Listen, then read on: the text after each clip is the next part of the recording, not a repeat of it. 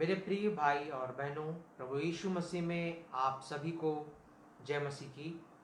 और मैं रुपेश भारद्वाज आज आपके साथ परमेश्वर की इस विश्राम दिन में परमेश्वर के अद्भुत वचनों को आपके साथ बांटने आया हूं मैं। और आज हम परमेश्वर के वचनों से कुछ अद्भुत और परमेश्वर की भेद भरी बातों को सीखने और समझने का प्रयास करेंगे। आज हम सब ज़्यादातर जो प्रभु यीशु मसीह के नाम को जान जाते हैं, चाहे वो किसी भी माध्यम से आते हैं, और वे लोग अपने आप को एक विश्वासी कहते हैं। आज हम उसी विषय में चर्चा करेंगे कि एक विश्वासी होता कौन है, एक विश्वासी हम किस व्यक्ति को कह सकते हैं। और इन सारी बातों को आज हम परमेश्वर के वचनों से समझने और सीखने का प्रयास करेंगे।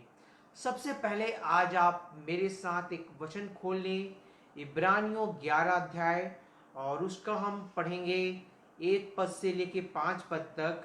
और इसमें हम सबसे पहले ये जानने का प्रयास करेंगे कि विश्वास किसको कहते हैं।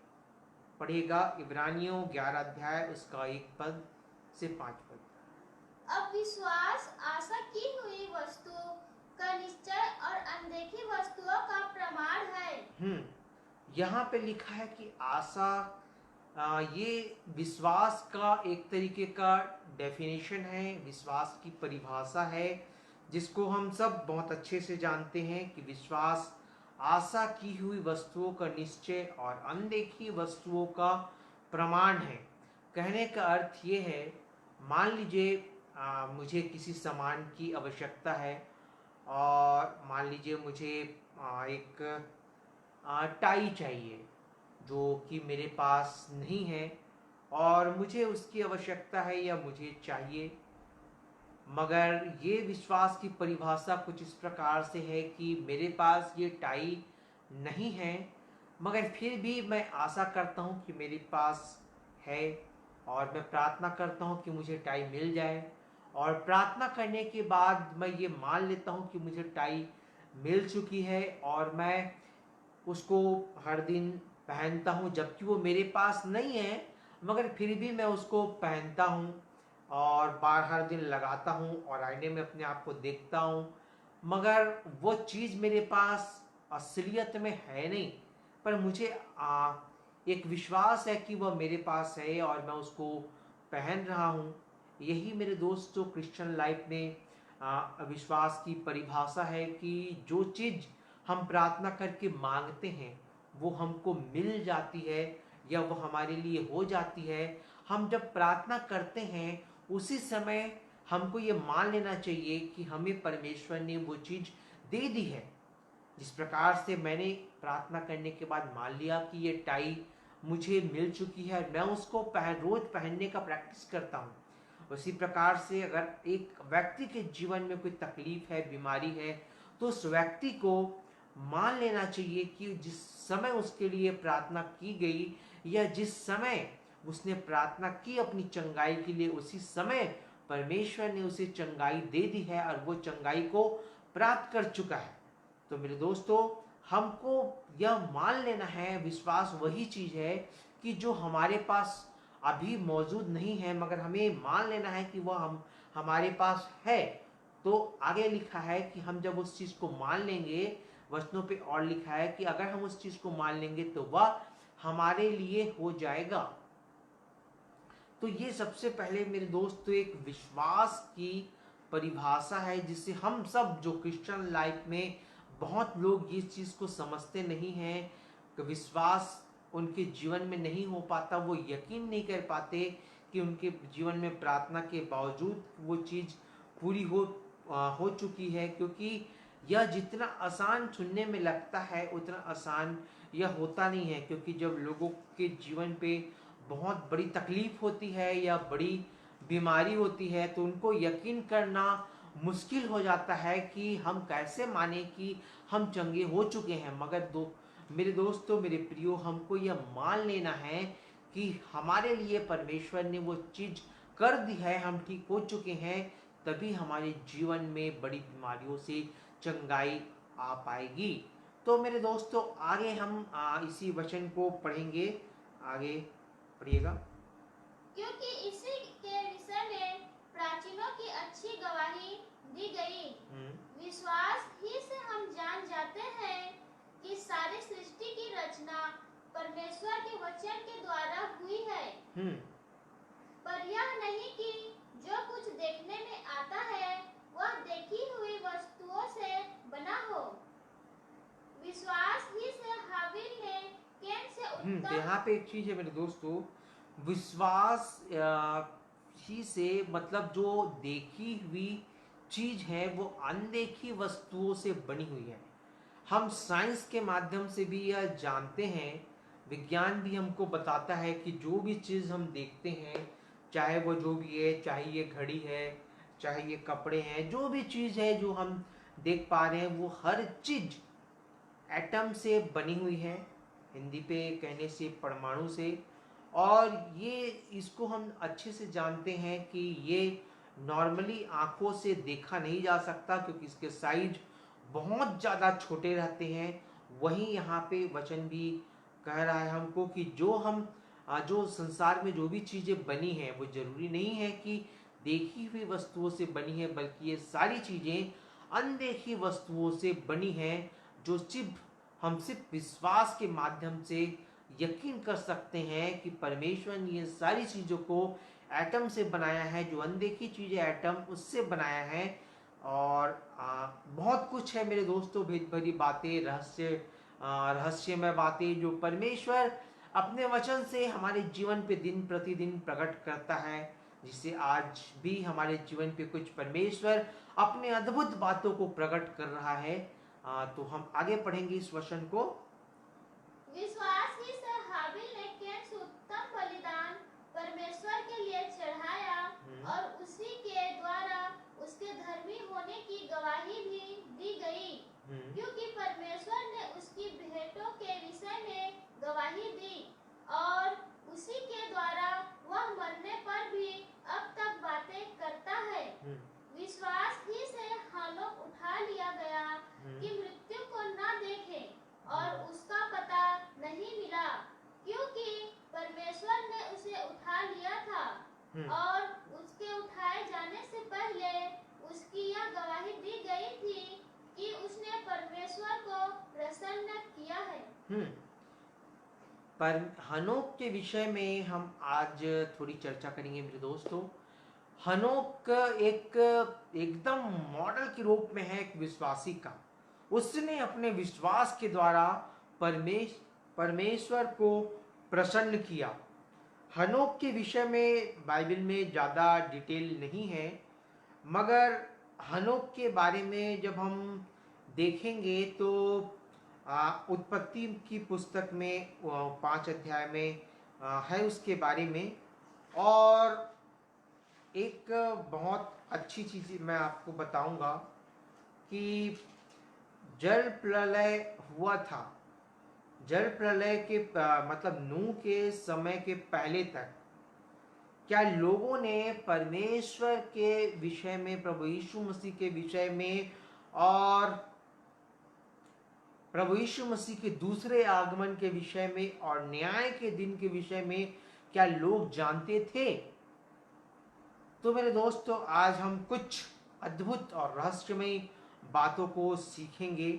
और जो ये है कि जो हनोक था, जब इसकी यहाँ पे वंशावली हम देखते हैं, ये आदम की 7वीं पीढ़ी में जन्म लिया था। पढ़ेंगे उत्पत्ति 5 का 21, 22, 23, 24 पढ़ देंगे पहले। जब हनोक 65 वर्ष का हुआ तब उससे मतुसेला का जन्म हुआ। मतुसेला के जन्म के पश्चात हनोक 300 वर्ष तक परमेश्वर के साथ साथ चलता रहा और उसके और भी बेटे बेटियां उत्पन्न हुई। इसी प्रकार हनोक की कुल आयु 365 वर्ष की हुई। हनोक परमेश्वर के साथ साथ चलता था, फिर वह लोप हो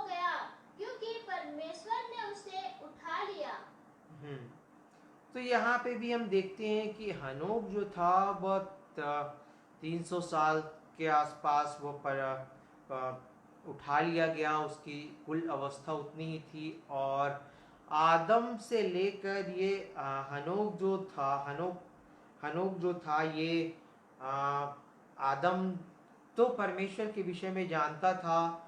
और जब उत्पत्ति 3 अध्याय पढ़ेंगे तो वहां सबसे पहले प्रभु यीशु मसीह के जन्म के विषय में परमेश्वर भविष्यवाणी कर चुका था कि यीशु मसीह का जन्म होने वाला है। और उसके बाद यहाँ पे जो हनोक था, तो हनोक और आदम जब जीवित था, और हनोक के आयु में आदम भी जीवित था जब हनोक जीवित था। क्योंकि जब हम इसकी वंशावली देखेंगे यहाँ शुरू से, जब 5:1 से पढ़ेंगे, तब हमको ये पता चलेगा कि हनोक के समय में आदम भी जीवित था।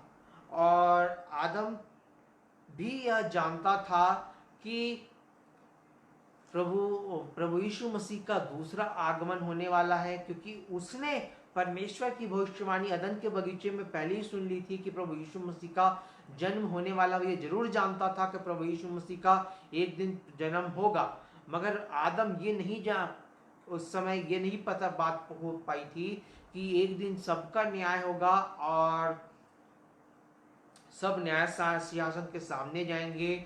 और उसमें जो नूह के पहले लोग थे, ऐसा नहीं है कि उनका न्याय हो चुका है। बहुत सारे पास्टर्स को मैंने यह कहते सुना है कि जल प्रलय के पहले तक के लोगों का न्याय हो चुका है, मगर ऐसा नहीं है मेरे दोस्तों। सारे लोग न्याय के सिंहासन के सामने जाएंगे। आदम भी यह जानता था कि वह न्याय के सिंहासन के सामने जाएगा। वह इस वजह से जानता था क्योंकि इस चीज की भविष्यवाणी हनोक ने की थी। अब वो कैसे की थी, कब की थी, इसको हम देखेंगे। यहूदा की पत्री खोलेंगे मेरे दोस्तों, और यहूदा 1 अध्याय और उसका 14 और 15 पद पढ़ेंगे, जो कि यहूदा में सिर्फ एक ही अध्याय है। और यहूदा किसी विशेष कलीसिया के लिए नहीं लिखी गई थी, ये पूरे संसार के लोगों के लिए लिखी गई थी, ये सबके लिए लिखी गई थी मेरे दोस्तों। तो यहूदा, क्योंकि इसमें किसी विशेष कलीसिया या किसी विशेष व्यक्ति का नाम नहीं दिया गया है कि ये इसी फलाना व्यक्ति के लिए लिखी गई है, परंतु ये पूरे संसार के प्रत्येक व्यक्तियों के लिए लिखी गई है।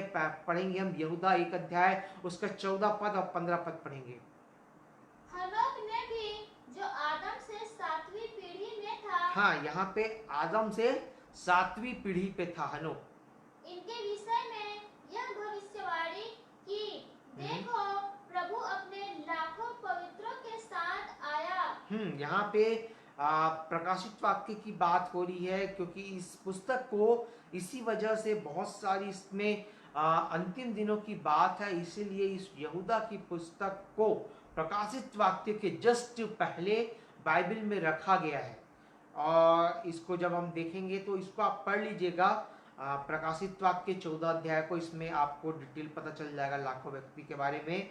और तो हम पढ़ेंगे इसी को, कि सबका न्याय करे और सब भक्तिहीनों को उसके अभक्ति के सब कामों के विषय में जो उन्होंने भक्तिहीन होकर किए हैं, और उन सब कठोर बातों के विषय में जो भक्तिहीन पापियों ने उसके विरोध में कही है, दोषी ठहराए।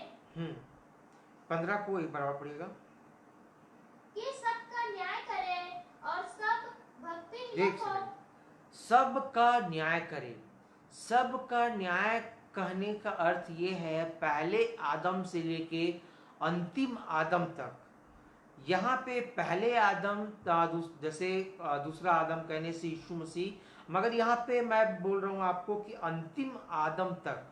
पहला आदम, जो वो आदम जिसे परमेश्वर ने अपने हाथों से सृजा था, जिसे अदन के बगीचे पे रखा था, और अंतिम आदम कहने से प्रभु यीशु मसीह के आगमन से पहले तक जो व्यक्ति इस पृथ्वी पे जन्म लेगा, और उस व्यक्ति तक परमेश्वर न्याय करेगा।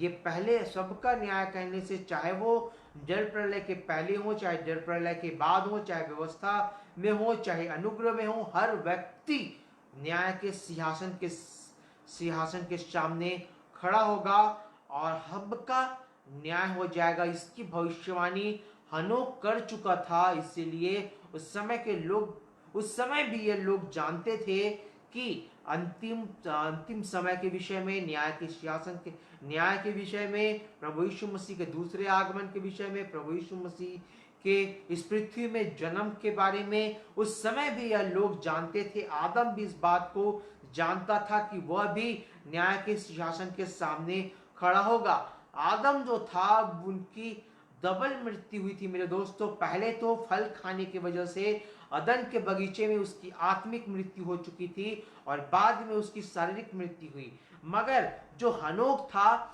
उसकी ना तो आत्मिक मृत्यु हुई और ना तो उसकी शारीरिक मृत्यु हुई, वो उठा लिया गया, उसने मृत्यु नहीं देखी। तो मेरे दोस्तों में एक सवाल है कि क्या हनोक की शारीरिक मृत्यु होगी? क्या वो वापस इस पृथ्वी में आके मृत्यु को महसूस करेगा? क्या मृत्यु को वो देखेगा? इसी प्रकार से कुछ बहुत सारे सवाल हैं मेरे दोस्तों। इन सवालों के जवाब आपको जानने हैं तो हमारे YouTube चैनल पे आएं और हमारे इस Facebook पेज को लाइक करें और हमारे YouTube चैनल को सब्सक्राइब करें। हम इसी तरह से बहुत सारे अद्भुत परमेश्वर की भेद भरी बातों को हर दिन सीखते हैं।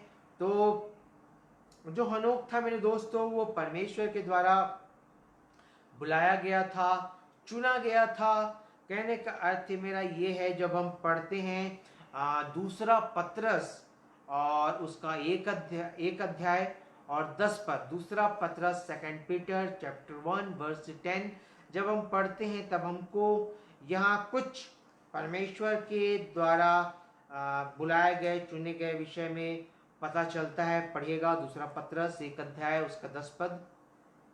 इस कारण हे भाइयों, अपने बुलाए जाने और चुन लिए जाने के सिद्ध करने की भली भांति यत्न करते जाओ। तो यहाँ पे लिखा है सबसे पहले बुलाया जाना। बुलाया जाना कहने का अर्थ यह है मेरे दोस्तों, जैसे कि एक व्यक्ति चाहे वो चमत्कार चाहे चंगाई के रूप से आया हो कलीसिया में, चाहे वो वचन सुन के आया हो कलीसिया में, चाहे वो जो भी कारण से चर्च आता हो, वो कारण है उसका बुलाए जाने का। तो मेरे दोस्तों वो लोग, हर जो व्यक्ति चर्च में आता है वो प्रत्येक व्यक्ति परमेश्वर के द्वारा बुलाया जाता है। और बुलाया जाता जब जैसे कि किसी आदमी का नौकरी लगता है तो उसको कॉल लेटर सबसे पहले दिया। कॉल लेटर मतलब एक कंपनी किसी व्यक्ति को सबसे पहले कॉल लेटर भेजती है और जब कॉल लेटर वो व्यक्ति को मिलता है तो व्यक्ति वो कंपनी में जाता है और कंपनी में जाने के बाद वो सबसे पहले यही बोलेगा कि बताइए क्या काम है। तो मेरे दोस्तों उसी प्रकार से जब एक व्यक्ति किसी व्यक्ति को बुलाता है, जैसे कि मैंने किसी को बुलाया, जैसे मैंने अपने बेटे को बुलाया इधर आओ करके, तो वो सबसे पहले मेरे पास आएगा और आने के बाद वो ऐसा नहीं है कि वो मेरे पास आके बैठ जाएगा या कि मेरे पास आके खड़ा हो जाएगा या मेरे पास ही आके, मतलब वो मेरे पास आके उसका भी एक अपोजिट रिएक्शन होगा। सबसे पहला चीज जैसे कि जब हम पहला कुरिन्थियों एक अध्याय उसका 26 पद हम पढ़ेंगे।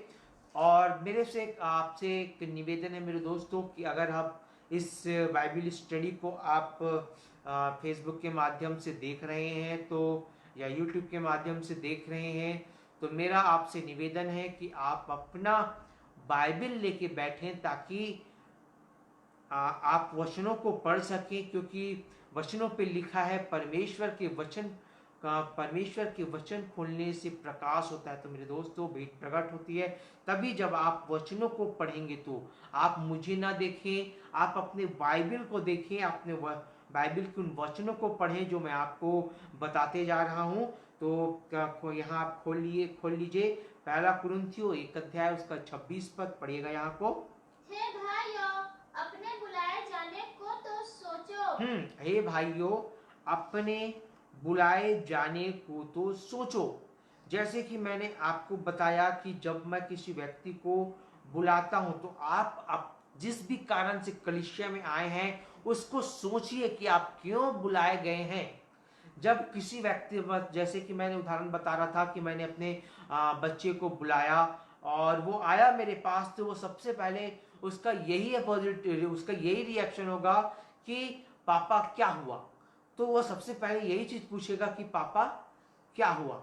जैसे कि कंपनी में भी वही एक व्यक्ति जाएगा कि कॉल लेटर के दम पे, अपॉइंटमेंट लेटर पे, तो वही वो भी जाके वहां बोलेगा कि बताइए क्या काम है। तो मेरे दोस्तों, उसी प्रकार से हमको या जब हम परमेश्वर के द्वारा बुलाए गए हैं तो हमको ये जानना आवश्यक है कि हम किस कार्य के लिए बुलाए गए हैं। ये हम अपने जीवन में क्या कार्य के लिए बुलाए गए हैं उसको हमको जानना आवश्यक है। और जब हम ये जानेंगे तभी परमेश्वर हमको चुनेगा कि हम उस कार्य, वो कार्य हमको देगा, चुन के उस कार्य को हमको देगा। जब हम बुलाए जाएंगे सबसे पहला, और बुलाए जाने के बाद जब हम परमेश्वर से यह पूछेंगे कि हम क्यों बुलाए गए हैं, हमारे लिए क्या कार्य है, जब हम यह चीज को परमेश्वर से पूछेंगे। जब पुराने नियम में परमेश्वर जब आवाज लगाता था लोगों को, जैसे इब्राहिम को और अन्य भविष्यवक्ताओं को, तो उनका जवाब ये रहता था, परमेश्वर मैं मौजूद हूँ, परमेश्वर तेरी आज्ञा क्या है। वह ये जानते थे, जानना चाहते थे। जब परमेश्वर उनको बुलाता था तो उनका उनका रिएक्शन यही रहता था, उनका जवाब यही रहता था कि आप परमेश्वर मेरे लिए जो कार्य है मुझे बताइए, मेरे लिए जो आज्ञा है मुझे दीजिए। मगर आज मेरे दोस्तों, कलीसिया में मैं यह बहुत दुख से बताना पड़ रहा है कि बहुत सारे लोग हैं जो ये कलीसिया में आते जरूर हैं, संडे को चर्च जरूर आते हैं, मगर वो ये नहीं जानने का प्रयास करते कि वो कलीसिया में क्यों बुलाए गए हैं, वो क्यों आते हैं, परमेश्वर उनको कलीसिया में क्यों बुलाया है, परमेश्वर उनको क्यों बुलाया है, वो जानने का प्रयास नहीं करते मेरे दोस्तों। तो हमको अब ये जानने का प्रयास करना है। तो हम किस प्रकार से जान सकते हैं कि हमारे जीवन में परमेश्वर क्या कार्य, हमारा क्या कार्य निर्धारित करता है। तो ये भी जानने के लिए आप हमारे साथ इस फेसबुक और यूट्यूब में बने रहें, हमारे यूट्यूब को सब्सक्राइब करें ताकि इन भेद भरी बातों को आप जान सकें। और यहाँ पे हम देख रहे थे कि परमेश्वर अलग अलग हमको कार्य सौंपता है। तो पहले तो हम लोग ये पढ़ेंगे कि यहूदा 1 अध्याय उसका 3 पद, जल्दी खोलिएगा, यहूदा 1 अध्याय और उसका 3 पद पढ़ेगा। हे प्रियो, जब मैं तुम्हें उस उद्धार के विषय में लिखने में अत्यंत परिश्रम से, यहाँ पे यहूदा पे लिखा हुआ है कि मैं तुम्हें उद्धार के विषय में, पहली बात तो ये मेरे दोस्तों, एक विश्वासी का ही उद्धार होता है। और आज हम वही देख रहे हैं कि विश्वासी किसे कहते हैं। तो आगे पढ़िएगा। अत्यंत परिश्रम से प्रयत्न कर रहा था, जिसमें हम सब सहभागी हैं। हम सब सहभागी हैं।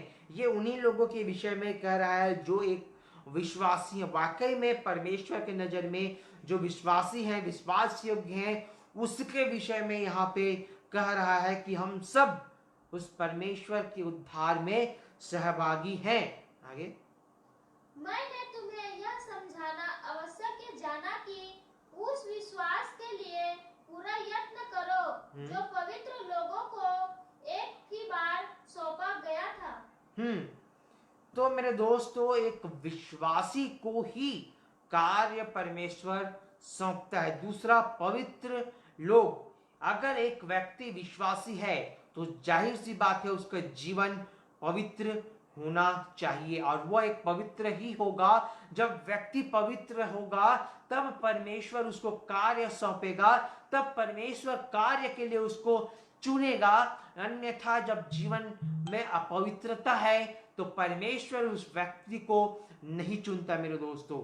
यहाँ पे हमने पढ़ा कि परमेश्वर उन लोगों को जो विश्वास योग्य बन जाते हैं, जो जिनका जीवन पवित्र हो जाता है, जो बुलाए गए रहते हैं, बुलाए जाने के बाद जो परमेश्वर के उनके जीवन में जो कार्य है उसको जानने का प्रयास करते हैं, और जानने का प्रयास करने के बाद जब जान जाते हैं और परमेश्वर उसको उस कार्य के लिए जब चुनता है, और चुनने के बाद लिखा है वहां पे कि कई लोग, और बीच में एक बात बताता हूं मैं, कि कई लोग ये बोलते हैं कि परमेश्वर मुझे बड़ा काम दे दिया, परमेश्वर मुझे छोटा काम दे दिया। मगर ऐसा नहीं है मेरे दोस्तों। बहुत लोगों को ये शिकायत रहती है कि परमेश्वर मुझे छोटा काम दे दिया, या परमेश्वर मेरे को बहुत बड़ा काम दे दिया जो मैं नहीं कर पा रहा हूं। मगर ऐसा नहीं है मेरे दोस्तों।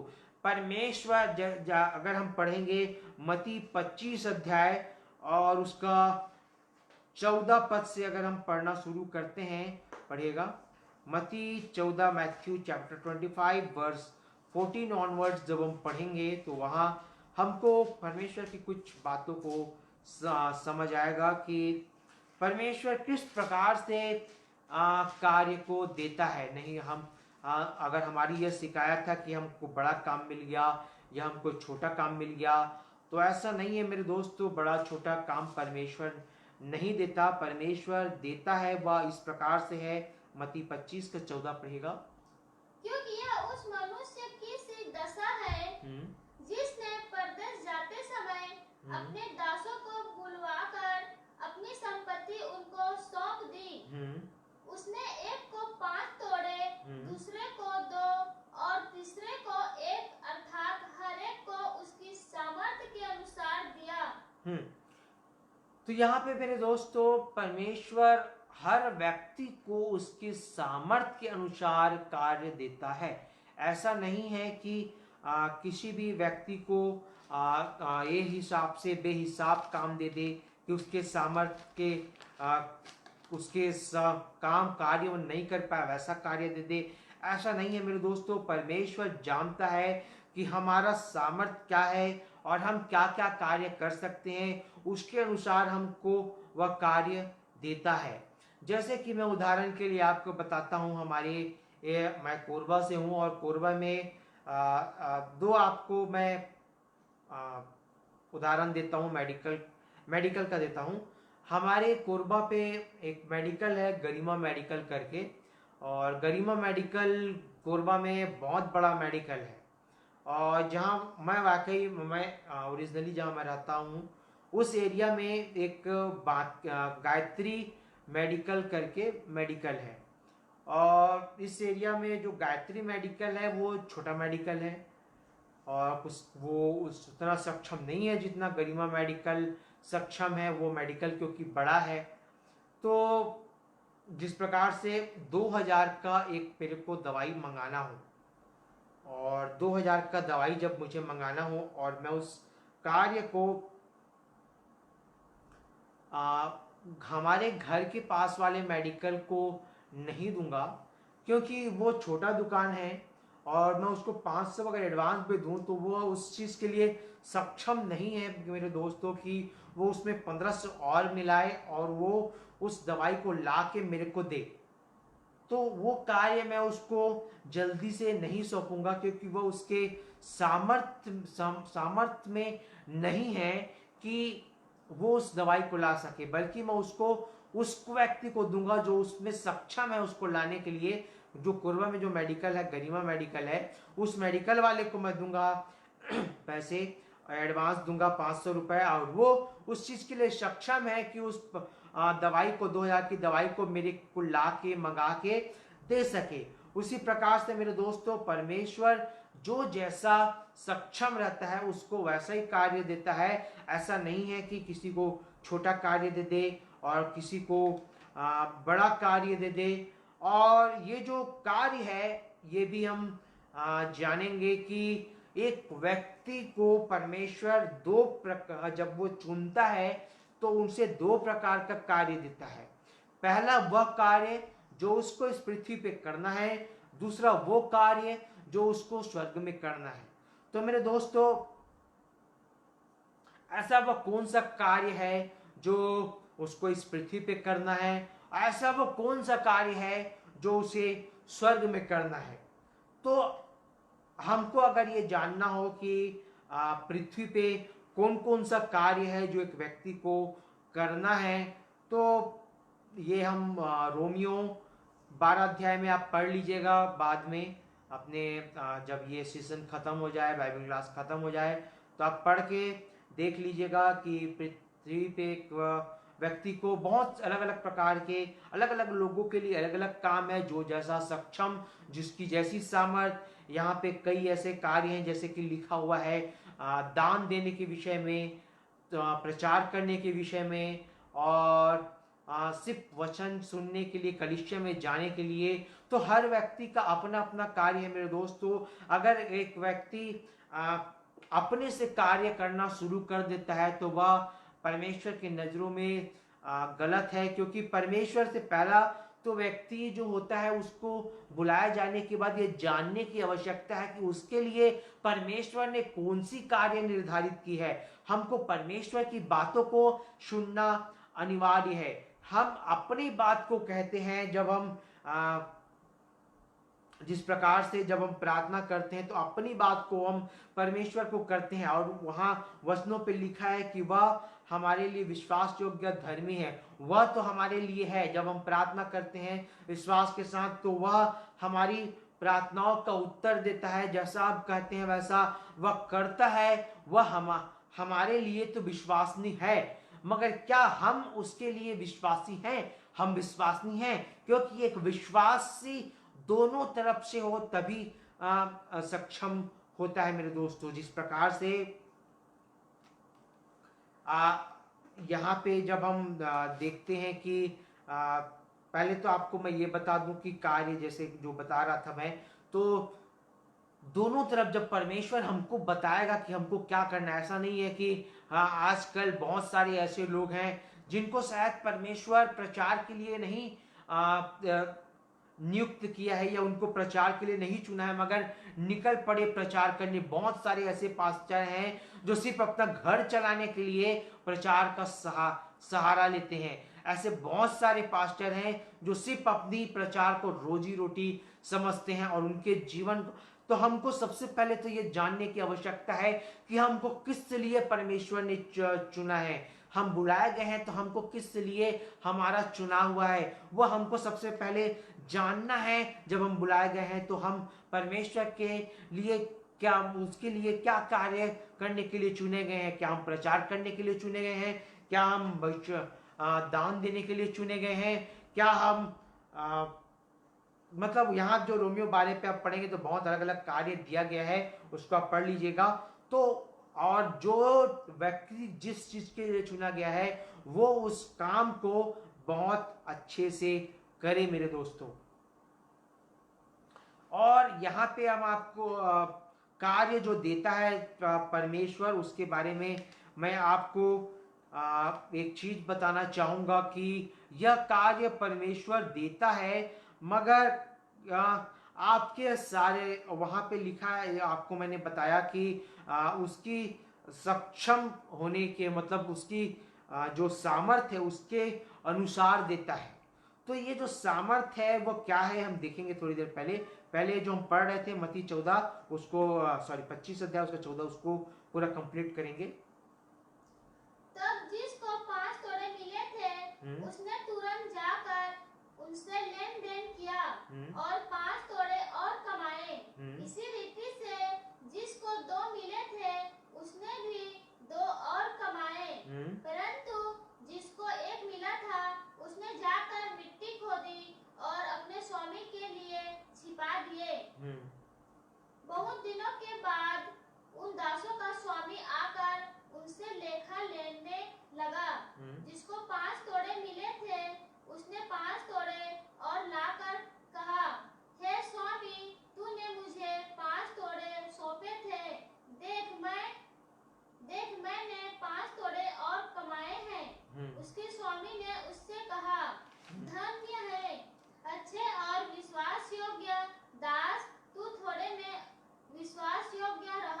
मैं तुझे बहुत वस्तुओं का अधिकारी बनाऊंगा, अपने स्वामी के आनंद में सहभागी हो। और तो बस एक मिनट, यहाँ पे ये दृष्टांत है, और इस दृष्टांत को हम सब अच्छे से जानते हैं, हम बहुत बार इसको सुन चुके हैं। मैं आपको यह दृष्टांत समझाने यहाँ पे नहीं आया हूँ, मैं आपको कुछ और ही समझाना चाहता हूँ दृष्टांत के माध्यम से। यहाँ पे अलग अलग व्यक्तियों को उसी प्रकार, जैसे मैंने मेडिकल का एग्जाम्पल दिया था, तो मेरे को अगर 2000 की दवाई मंगानी है तो मैं वहाँ दूंगा, मगर मेरे को जब 100 रुपए की दवाई मंगाना है तो शायद मैं अपने बगल वाले, जो घर के बगल में जो मेडिकल है उसको दूंगा, क्योंकि वो उसी के लिए सक्षम है। क्योंकि जब मैं उसको 100 रुपए का दवाई जब उसको मंगाऊंगा तो 50 रुपए एडवांस देके, तो वो उस चीज के लिए सक्षम है कि उसमें वो 50 रुपए और मिलाए और वो 100 रुपए का दवाई मुझे लाके दे सके। मगर जब मैं उसको 2000 का दवाई मंगाऊंगा तो वो मुझे 500 एडवांस देने के बाद वो उसके लिए सक्षम नहीं है, क्योंकि उसके लिए मैं वहां कुर्बा में जाके गरिमा मेडिकल पे दूंगा और वह मुझे उस 500 में 1500 और मिला के उस दवाई को मुझे देगा। उसी प्रकार से मेरे दोस्तों, हर एक व्यक्ति को जिस उसके जो उसका जो सामर्थ्य है उसके अनुसार परमेश्वर कार्य देता है, और ये हमारे शारीरिक सामर्थ्य को देके, हमारे शारीरिक सक्षमता को देके नहीं देता। जब हम वापस जो पढ़ रहे थे हम पहला कुरिन्थियों 1 अध्याय उसका 26 पद जो हम पढ़ रहे थे, उसको एक बार और पढ़ेंगे, तब यहीं पे हमको समझ आएगा कि पढ़िएगा। हे भाइयों, अपने बुलाए जाने को तो सोचो कि ना शरीर के अनुसार, हाँ, अपने कार्य को सोचो कि ना तो शरीर के अनुसार, पहला तो हम शरीर के अनुसार नहीं हमको परमेश्वर कार्य देता। दूसरा, बहुत जानवान, हमारे ज्ञान के अनुसार भी हमको परमेश्वर कार्य नहीं सौंपता। आगे, और ना बहुत सामर्थी, हाँ, हमारे सामर्थ्य के अनुसार भी हमको परमेश्वर कार्य नहीं सौंपता। और ना बहुत कुलीन बुलाए गए। तो यहाँ पे ये सारी चीजें हमको वचन ये प्रकट करता है कि हम जो शरीर के अनुसार, ज्ञान के अनुसार और ये सारी चीजों के अनुसार हमको कार्य नहीं देता मेरे दोस्तों, बल्कि परमेश्वर हमको अलग तरीके से, अलग चीजों को देख के कार्य सौंपता है।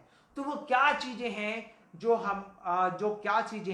जो हमको परमेश्वर, क्या चीज हमारे अंदर देख के, क्या चीजों को देख के परमेश्वर हमको कार्य सौंपता है। इन चीजों को अगर आपको जानना हो तो हमारे YouTube चैनल पे आए, शेफर्ड बाइबल क्लास, जिसका लिंक मैं इस वीडियो पे बाद में दे दूंगा। और YouTube में अगर आप मेरा नाम सर्च भी करेंगे रुपीज भारद्वाज, तो शेफर्ड बाइबल क्लास के नाम से आएगा, उस पर आप जाएं, उस चैनल को सब्सक्राइब करें और हमारे साथ बने रहें इसी तरीके के परमेश्वर की भेद भरी बातों को जानने के लिए। तो मेरे दोस्तों, ऐसे बहुत सारे लोग हैं जो सबसे पहले बुलाए जाते हैं, वो कलीसिया में आते हैं, उसके बाद वो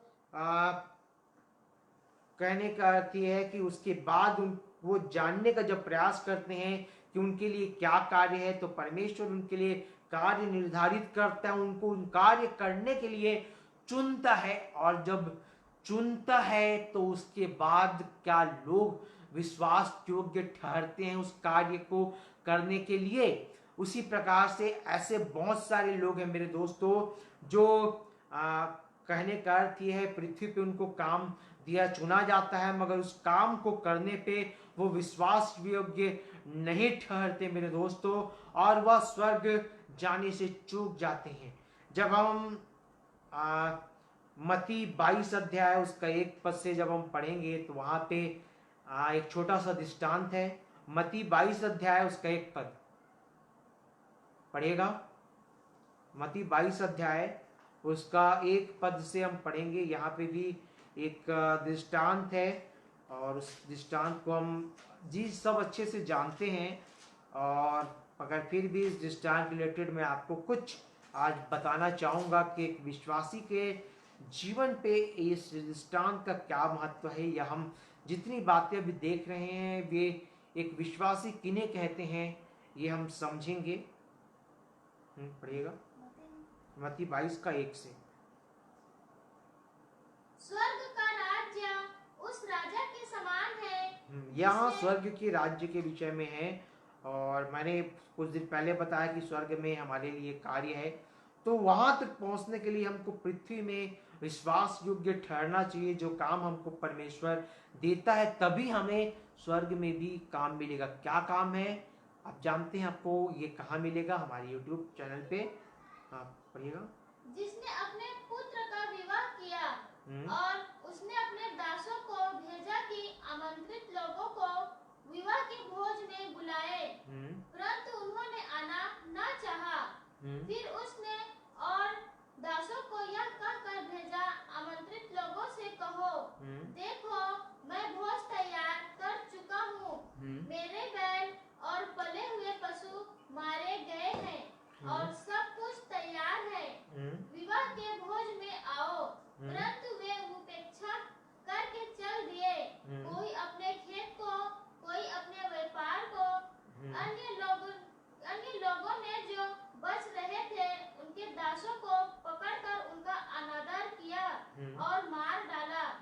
तब राजा को क्रोध आया और उसने अपनी सेना भेजकर उन हथियारों का नाश किया और उनके नगर को फूंक दिया। तब उसने अपने दासों से कहा, विवाह का भोज तो तैयार है। बस एक मिनट, आगे पढ़ने से पहले मैं आपको यहाँ पे कुछ बताना चाहूँगा कि सबसे पहले जो परमेश्वर की प्रजा होने के लिए चुने गए थे वो थे इजरायली और यहूदी। और आज के डेट में इजरायली और यहूदी कौन है ये आप पढ़ लीजिएगा। रोमियो 3 अध्याय को जब आप पूरा पढ़िएगा तो आपको समझ आ जाएगा। ये जो लोग थे ये परमेश्वर की प्रजा होने के लिए चुने गए थे, मगर यहाँ इनको संसार से निकालने के, मिस्र से निकालने के बावजूद भी ये संसारिक जीवन को जीना इनको अच्छा लग रहा था। वो जब निकल चुके थे उस संसार के जीवन से, फिर भी ये उसी संसार में इनको जीना अच्छा लग रहा था। आज के जो मसीह हैं, जो कई लोग हैं, वो संसार में ही जीवन जीना पसंद करते हैं, मगर वो लोगों को परमेश्वर वो जैसे नॉमिनल क्रिश्चियन है जो एक पीढ़ी से आ जाते हैं, परमेश्वर के वचनों में किसी माध्यम से उनका जीवन बदल जाता है, वो नया जन्म प्राप्त कर चुकते हैं। मगर मेरे दोस्तों, क्या आप जानते हैं वाकई में कि एक नया जन्म क्या होता है? ऐसा नहीं है कि पानी से बपतिस्मा ले लिए तो आपको नया जन्म हो गया, और यीशु मसीह को प्रार्थना कर रहे हैं तो आपका नया जन्म हो गया, कि आप चर्च आ रहे हैं तो आपका नया जन्म हो गया। ऐसा नहीं है मेरे दोस्तों। नया जन्म का अर्थ कुछ अलग ही है। नया जन्म ऐसा नहीं है कि आप पानी से बपतिस्मा ले लिए तो उस दिन से आपका नया जीवन, नया जन्म शुरू हो गया।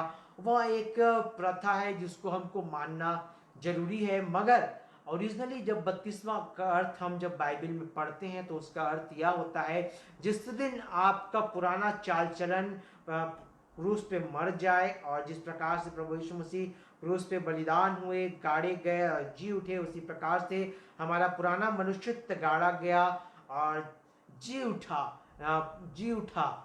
जब हम पुराने मनुष्यत्व को, अपने पुराने चाल चलन को जिस दिन छोड़ चुके रहते हैं, छोड़ देते हैं, और परमेश्वर की वचनों के अनुसार अपना जीवन व्यतीत करना जिस दिन से शुरू करते हैं, उस दिन आपका नया जन्म होता है मेरे दोस्तों। तो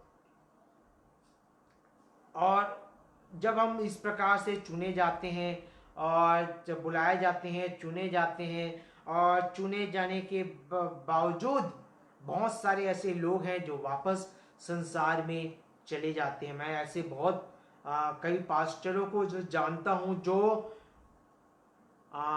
परमेश्वर के द्वारा बुलाए गए और परमेश्वर के कार्य के लिए चुने गए, मगर उनका जीवन उसके बावजूद भी संसार में है। क्यों जब हम यहाँ पे देखते हैं आगे। तो जो स्वर्ग है मेरे दोस्तों, यहाँ पे जो चुने हुए हैं वो जब कार्य कर पटांग कार्य करते हैं, परमेश्वर के विरुद्ध कार्य करते हैं। ऐसे मैं बहुत सारे पास्टर जानता हूँ, और कई पास्टर तो ऐसे शिक्षा भी देते हैं कि आप दिन भर के पापों के लिए प्रार्थना करो। जब एक आदमी का जीवन बदल चुका है, जब एक आदमी नया जीवन प्राप्त कर चुका है, तो वो कैसे पाप कर सकता है? एक वचन पे लिखा है कि एक परमेश्वर का जो विश्वासी है, जो पवित्र जीवन जी रहा है, उससे पाप हो ही नहीं सकता। तो फिर पाप की क्षमा की बात क्यों? जब आपकी पाप की क्षमा एक बार हो चुकी है, तो आप बार बार क्यों पाप करते हैं मेरे दोस्तों? ऐसा क्यों हो सकता है? ऐसा वो कौन सा इस लेवल तक हम कब पहुंच सकते हैं कि हम हमारे जीवन से पाप हो ही ना? उस लेवल तक हमको पहुंच सकते हैं। जीवन को पवित्रताई में हम किस प्रकार से पहुंच सकते हैं, उसको भी जानना है तो आप हमारे YouTube चैनल पे आएं और देखें कि एक व्यक्ति उस लेवल तक कैसे पहुंच सकता है कि उस व्यक्ति के, एक विश्वासी के जीवन पे कभी पाप ना हो, एक क्रिश्चियन के जीवन पे पाप हो ही ना, क्योंकि वस्तु पे भी लिखा है कि वह पाप कर ही नहीं सकता। तो मेरे दोस्तों, आप उस लेवल तक कैसे पहुंच सकते हैं, उसको जानने के लिए हमारे YouTube चैनल पे आए। और यहाँ पे हम बात कर रहे थे कि चुने हुए भी, तो ये जो यहूदी थे वो चुने गए थे परमेश्वर की प्रजा होने के लिए, मगर वो संसार में वापस जाने की वजह से उनका जीवन ये हो गया। और जिस प्रकार से वो आप सब जानते हैं कि यहूदियों के साथ जंगल पे क्या हुआ, वो पीढ़ी पहुंच ही नहीं पाई जहां उनको पहुंचना था। और कौन कौन पहुंचा ये आप अच्छे से जानते हैं, उसमें से सिर्फ 2 लोग। कौन कौन, वो अगर आप बाइबल पढ़ते हैं तो आप बहुत अच्छे से जानते होंगे। तो मेरे दोस्तों, यहाँ पे आपको मैं जो बता रहा था कि बहुत ऐसे जो चुने भी जाते हैं परमेश्वर के कार्य के लिए और स्वर्ग में और यहाँ, मगर वो स्वर्ग तक पहुँच नहीं पाते। उसका कारण ये है मेरे दोस्तों, क्योंकि वो लोगों के जीवन पे एक बहुत अच्छी चीज की आवश्यकता होती है। जब एक मसीही, मैं आपको बहुत अच्छे से बता देता हूँ, मसीही और ईसाई ये दोनों में फर्क है। मसीही एक जीवन होता है और ईसाई धर्म होता है। मगर मेरे दोस्तों, आपको मैं बहुत एक चीज बताना चाहूंगा, इसको आगे पढ़िएगा जो हम पढ़ रहे थे मत्ती 22 का। तब उसने अपने दासों से कहा, विवाह का भोज तो तैयार है, परंतु आमंत्रित लोग योग्य नहीं ठहरे। इसलिए चौराहों पर जाओ और जितने लोग तुम्हें मिले सबको विवाह के भोज में बुला लाओ। अतः उन दासों ने सड़कों पर जाकर क्या बुरे क्या भले जितने मिले सबको इकट्ठा किया और विवाह का घर अतिथियों से भर गया। तो मेरे दोस्तों, यहाँ पे जैसे कि हम बता रहा था मैं कि यहाँ पे बहुत यहूदी चुने गए थे, मगर उस काबिल नहीं रहे वो कि वो परमेश्वर की प्रजा बन सके। मगर उसी प्रकार से आज बहुत सारे लोग जो चुने गए रहते हैं, मगर वो जब अपने जीवन में परमेश्वर के लायक नहीं रहते तो वो उनको परमेश्वर छोड़ देता है। जब हम जानते हैं कि इनको प्रजा के रूप में यहूदियों को चुना था, और इन्हीं के जब शुरू में हम जब सुसमाचार को हम पढ़ना शुरू करेंगे तो यीशु मसीह का जो जन्म पृथ्वी में जब शुरू में हुआ था तो वो यहूदियों के लिए आए थे मेरे दोस्तों, यहूदियों के लिए आए थे, इजराइलियों के लिए आए थे। मगर जो वो पुरानी वाचा, जो पुराना परमेश्वर ने वाचा बांधा था यहूदियों को, उसके तहत आए थे। मगर जब परमेश्वर ने देखा कि यहूदी उस लायक नहीं रहे, इसलिए जब सुसमाचार हम पढ़ेंगे तो उसमें प्रभु यीशु मसीह ने एक नई वाचा की स्थापना की। परमेश्वर ने नया वाचा बांधा लोगों के साथ। तभी उस नए वाचा के तहत परमेश्वर ने कहा, जब हम अंतिम पढ़ते हैं मत्ती का अंतिम अध्याय पे, तो वहां प्रभु यीशु मसीह कहते हैं कि जाओ पर संसार के छोर तक परमेश्वर के वचनों का प्रचार करो, पिता पुत्र पवित्र आत्मा के नाम से बपतिस्मा दो। तो यहाँ पे ये नए वाचा के तहत ये चीज होता है। तो सबसे पहले क्या आप जानते हैं कि परमेश्वर की पुरानी वाचा क्या थी यहूदी के लिए, जिसकी वजह से यीशु मसीह का जन्म हुआ था? ऐसा कौन सा क्या चीज देख के यीशु परमेश्वर ने नई वाचा बांधा, जिस नई वाचा के, और वो नई वाचा थी क्या, जिसकी वजह से प्रभु यीशु मसीह ने कहा कि संसार के प्रत्येक व्यक्ति के से जाके प्रभु यीशु परमेश्वर के वचनों का प्रचार करो और परमेश्वर पिता पुत्र के नाम से बपतिस्मा दो। इन वाचा के बारे में अगर आपको जानना है तो आप हमारे YouTube चैनल में आए, उसको सब्सक्राइब करें, हमारे Facebook पेज को लाइक करें, और ऐसी अद्भुत बातों, रहस्यमय बातों को हम इन चैनल अपने YouTube चैनल पे बताते हैं। तो आप जरूर आए और हमारी फेसबुक पेज को लाइक करें ताकि आप परमेश्वर की उन भेद भरी बातों और रहस्यमय बातों को जान सकें। तो मेरे दोस्तों, यहाँ पे वो उस लायक नहीं रहे तो परमेश्वर ने क्या किया, सब आज आप देख रहे हैं, गली गली गांव गांव हर जगह लोग प्रचार कर रहे हैं, छोटे छोटे से बड़े शहर हो चाहे गांव हो, हर जगह परमेश्वर के वचनों का प्रचार हो रहा है। और हर वो लोग जो इस लायक हो जाते हैं कि वह परमेश्वर के विश्वास योग्य हो जाते हैं, उद्धार को प्राप्त कर लेते हैं, और जो पवित्र जीवन जीते हैं, चाहे वो कोई भी हो, वो व्यक्ति, वो ऐसा नहीं है कि सिर्फ नॉमिनल क्रिश्चियन, ऐसा नहीं है कि सिर्फ ईसाई ही स्वर्ग में जाएगा, बल्कि हर एक व्यक्ति। कल उस दिन हमने वचनों में देखा था, जो हमने यीशु मेरा मसीहा के साथ जो लाइव प्रोग्राम किया था, उसमें हमने सीखा था एक वचन में कि नॉमिनल क्रिश्चियन के विषय में, कि नॉमिनल क्रिश्चियन कहने से एक पीढ़ी माता पिता बदल गए, मगर उसके माता पिता के बदलने के बाद उनके बच्चे होते हैं, उनको अगर नया जन्म का अनुभव नहीं है तो वह स्वर्ग राज्य के अधिकारी नहीं है।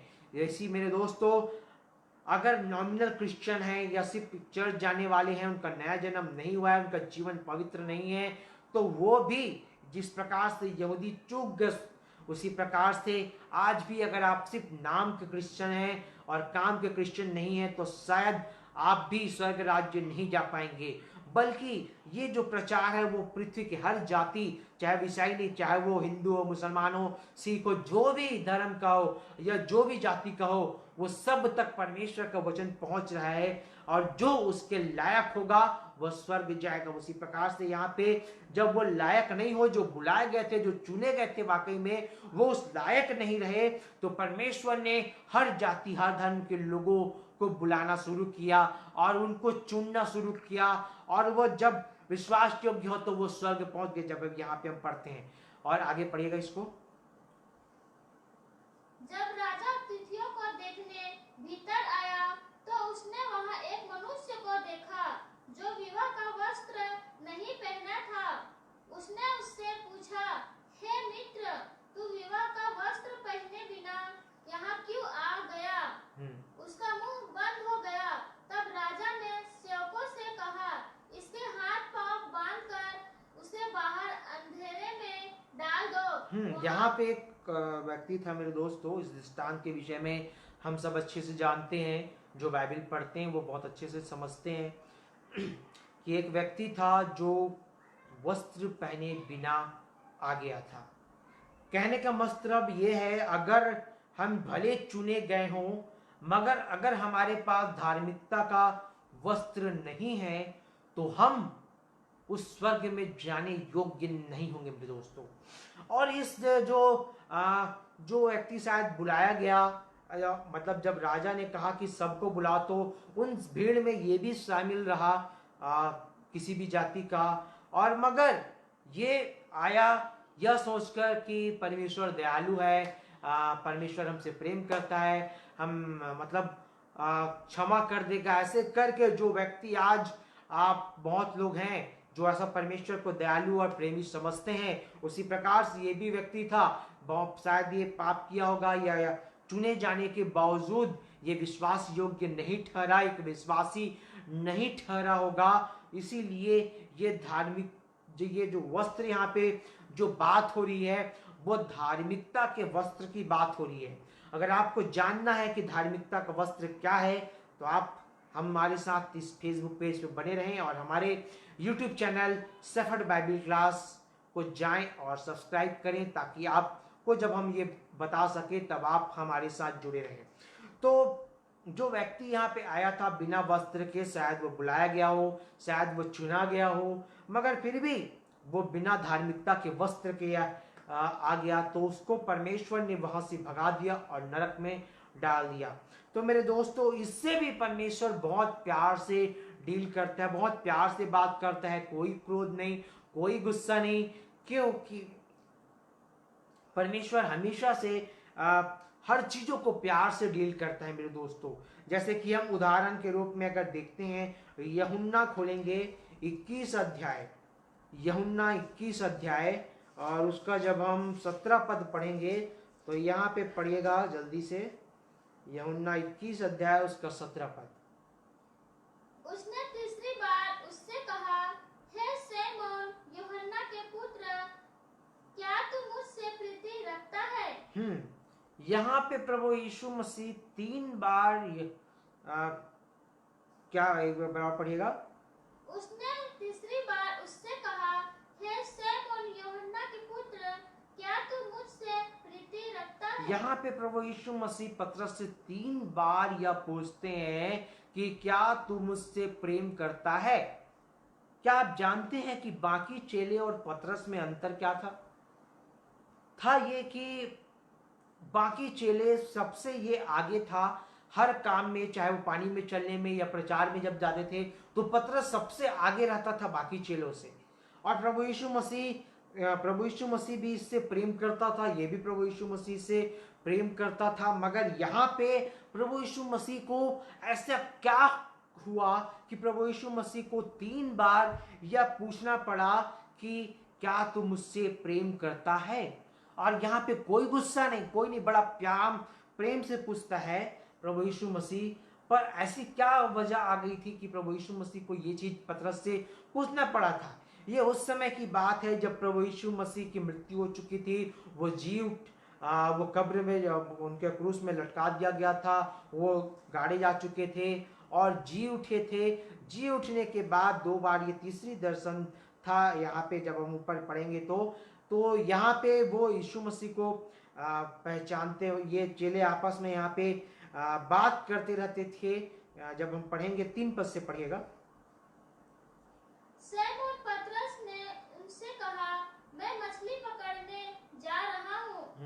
उन्होंने उससे कहा, 7 पद तक पढ़ दीजिए। हम भी तेरे साथ चलते हैं। अतः वे निकलकर नाव पर चढ़े, परंतु उस रात। यहाँ पे सारे चेले इकट्ठे थे और सब ये सोच रहे थे कि अब तो हमारा गुरु प्रभु यीशु मसीह की मृत्यु हो चुकी है, अब हम क्या करें। सब कंफ्यूज थे। तो पतरस उसमें सबसे पहले बोलता है कि मैं तो मछली पकड़ने जा रहा हूं, जो वाकई में एक पहले से मछुआरा रहता है। आगे पढ़िएगा एक पेड़। और बाकी जो चेले थे वो भी बोलते हैं कि हम भी क्या करेंगे, हम भी तेरे साथ जाएंगे। पढ़िएगा। परंतु उस रात कुछ न पकड़ा। भोर होते ही यीशु किनारे पर आ खड़ा हुआ, तो भी चेलों ने नहीं पहचाना कि यह यीशु है। तब यीशु ने उनसे कहा, हे बालकों, क्या तुम्हारे पास कुछ मछलियां हैं? उन्होंने उत्तर दिया, नहीं। उसने उनसे कहा, नाव की दाहिनी ओर जाल डालो तो पाओगे। अतः उन्होंने जाल डाला और अब मछलियों की बहुतायत के कारण उसे खींच ना सके। तब उस चेले ने जिससे यीशु प्रेम रखता था पतरस से कहा, यह तो प्रभु है। शैमोन पतरस। तो यहाँ पे ये पहचान जाते हैं कि ये यीशु है। पर ये शुरू में जब यीशु मसीह उनके सामने जब पूछता है कि हे बालकों, तुम्हारे पास खाने को कुछ है करके, तब वो उसको नहीं पहचान पाते। तो मगर ऐसा क्या होता है, क्या यहाँ पे घटना हुआ कि वो प्रभु यीशु मसीह को पहचान गए। जब अगर हम बाइबल बहुत अच्छे से पढ़ते हैं, बाइबल रीडर हैं, तो हमको ये पता होगा कि शुरू में जब यीशु मसीह जब पतरस के पास आए थे, तो उस समय भी पतरस एक मछुआरा था जिसकी वजह से वो मछली पकड़ रहा था। उस समय भी ऐसी घटना हुई थी और उस समय भी ऐसी बहुत मछली पतरस के जाल पे आई थी। तो उसी प्रभु यीशु मसीह उस समय पतरस को बोले थे कि मैं तुझे मछली नहीं बल्कि मनुष्य पकड़ने वाला बनाऊंगा करके। और ये जब ये पता चला कि वो पहचान गए कि पतरस, जब पता चला कि ये तो प्रभु यीशु मसीह करके, तो पतरस क्या किया देखिए, पढ़िए। सीमोन पतरस ने यह सुनकर कि वह प्रभु है, कमर में अंगरखा कस लिया, क्योंकि वह नंगा था, और झील में कूद पड़ा। परंतु दूसरे चेले डोंगी पर मछलियों से भरा हुआ जाल खींचते हुए आए, क्योंकि वे किनारे से बस तो यहाँ पे जो पतरस था वह नंगा था। जब पता चला कि उसे यीशु मसीह है करके, तो वो कपड़ा पहन के कूद गया पानी में। वो इसलिए मेरे दोस्तों क्योंकि यीशु मसीह ने उस समय उसे कहा था कि मैं तुम्हें मछली नहीं बल्कि मनुष्य पकड़ने वाला बनाऊंगा। उसकी हालत यही नंगी हालत थी उस समय भी। और उस समय जब आप जानते हैं कि एक मछुआरा का वस्त्र किस प्रकार से रहता है, उससे उसे निकाल कर जब प्रभु यीशु मसीह प्रचार को उसको लेके गए, तो मिशनरी काम पे लेके गए, तो वहां पे प्रभु यीशु मसीह उसको बहुत वेल ड्रेस्ड रखते थे और उसका पहनावा बदल चुका था, उसकी सब चीज बदल चुकी थी।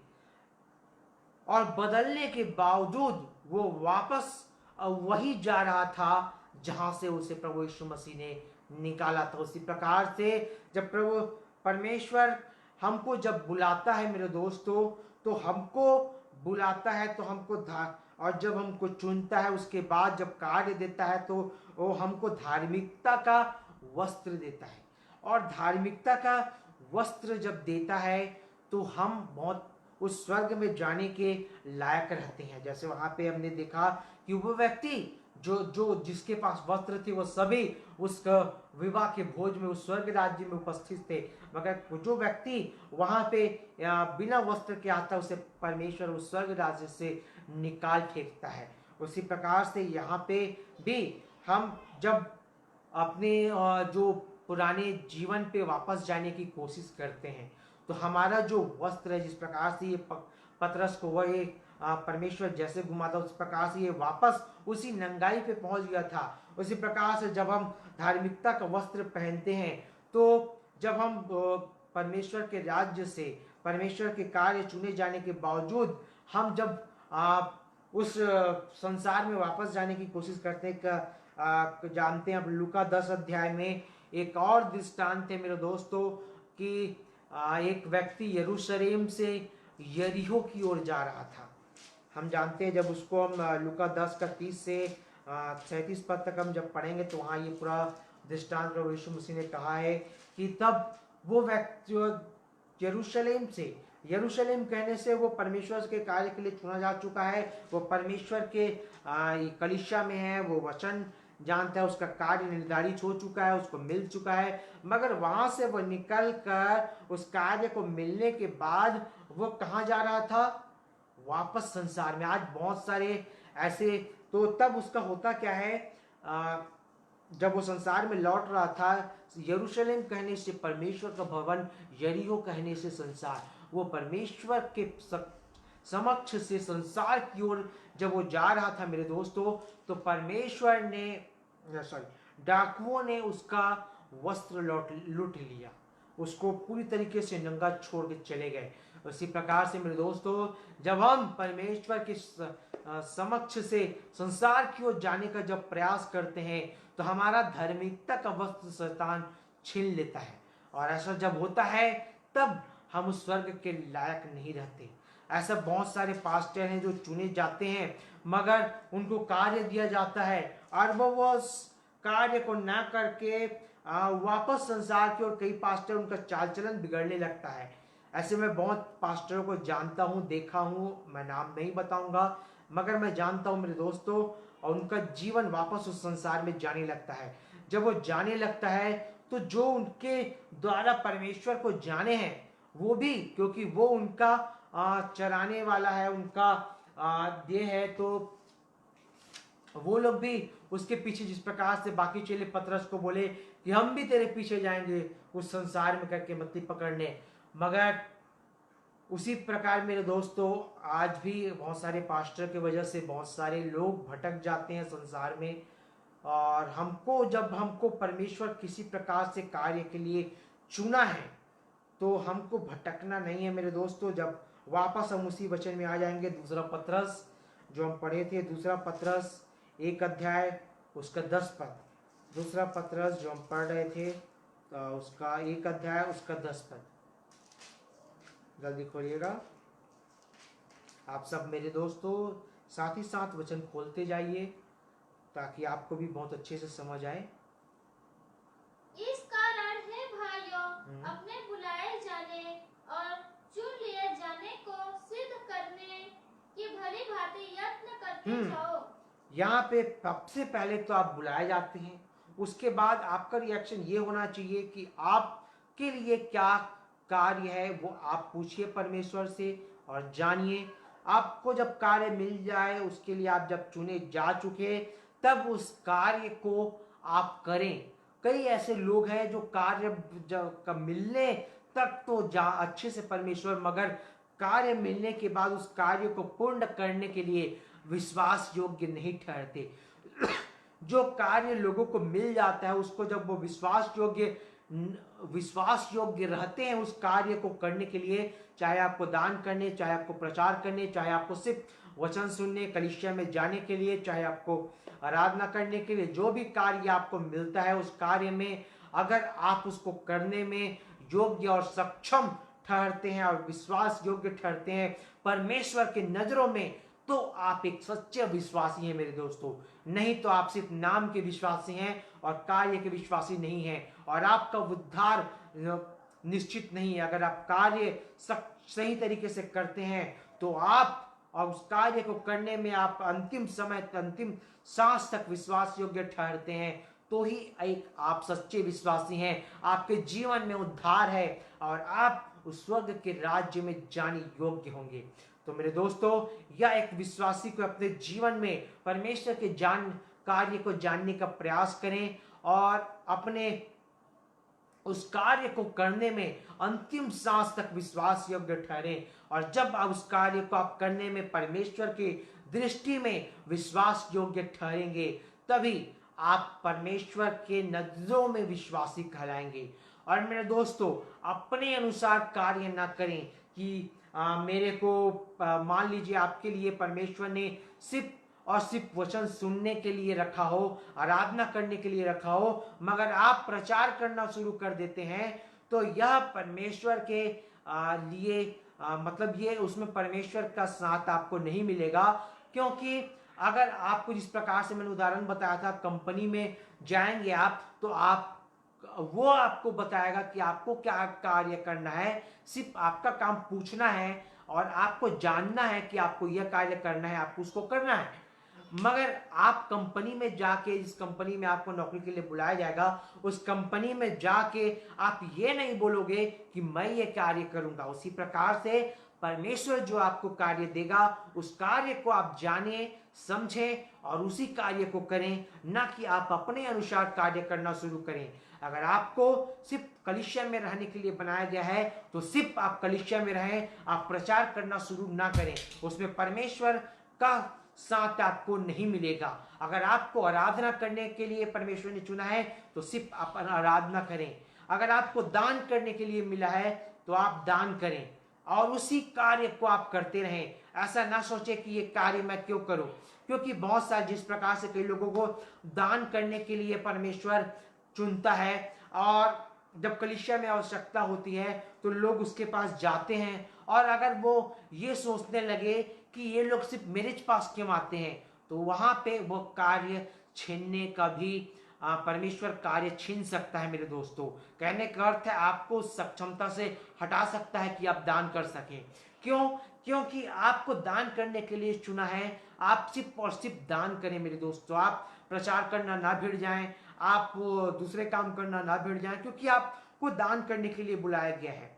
और मेरे दोस्तों, जब आप दूसरे कार्य करने लगते हैं तो परमेश्वर उस कार्य को छीन के किसी और को दे देता है, क्योंकि आप उस कार्य के लिए विश्वास योग्य नहीं ठहरते। जिस प्रकार से मैंने 2 दवाई दुकानों के बारे में बताया था, तो 2 दवाई दुकान, एक छोटा दवाई दुकान, एक बड़ा दवाई दुकान।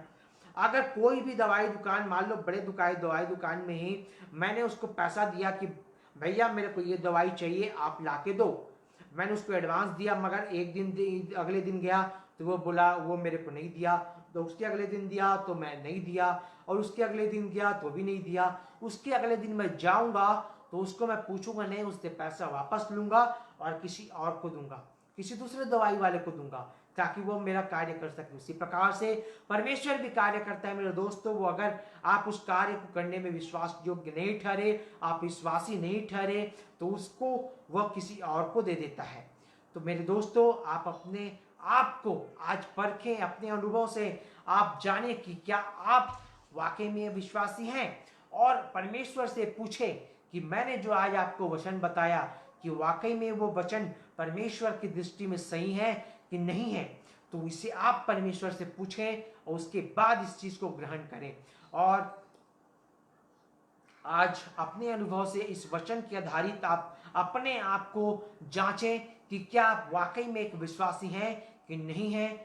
तो आज आप इसी चीज को जानें, समझें और परमेश्वर से प्रार्थना करें। और विशेषकर से अभी इस पूरे वर्ल्ड में कोरोना चल रहा है मेरे दोस्तों, तो कोरोना के लिए भी आप प्रार्थना करें और सब चीज़ों के लिए प्रार्थना करें, अपने जीवन को परमेश्वर को समर्पित करें और जानें कि आपके जीवन के लिए परमेश्वर का क्या कार्य है। आप सभी से आज के लिए मैं अलविदा लेता हूँ। मिलेंगे फिर एक परमेश्वर की नई भेद भरी बातों के साथ, नए वचनों के साथ। तब तक के लिए मैं आपसे अलविदा लेता हूँ। प्रभु यीशु मसीह में आप सभी को जय मसीह।